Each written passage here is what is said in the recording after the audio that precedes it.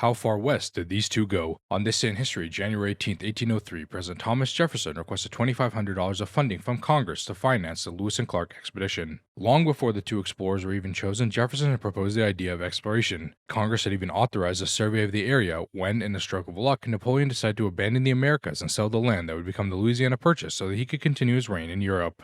After everything settled, Jefferson received approval for funding, and Meriwether Lewis, along with his friend William Clark, were chosen to lead the expedition to document and survey the land that America had purchased. Unbeknownst to Congress, Jefferson had actually planned for Lewis to act as a spy to do some reconnaissance. As the Louisiana Purchase only granted Americans rightful access to land as far as modern-day Montana, Jefferson knew that the land extended farther and wanted to assess the viability of future territorial expansion. In doing so, Jefferson, who was a product of the Enlightenment and a man of strong principles, overcame his distaste for the abuse of executive privileges to achieve a strategic goal.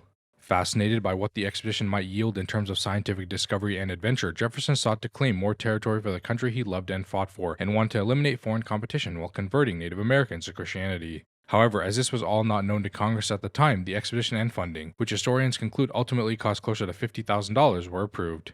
Joined by 50 others, including an enslaved African American and a female Native American guide named Sacagawea, the team was known as the Corps of Discovery. Eventually, in May of 1804, over 14 months after authorization, Clark set out from Illinois, met up with Lewis in Missouri, and began their expedition up the Missouri River. Documenting, exploring, and adventuring along the way, the group crossed the continental divide of the Americas near Lemhi Pass, ventured to the Columbia River, and finally reached the Pacific Ocean in 1805. The return trip, which began in March 1806 in Oregon, took 6 months, during which Lewis and Clark returned to St. Louis and reported their findings to President Jefferson.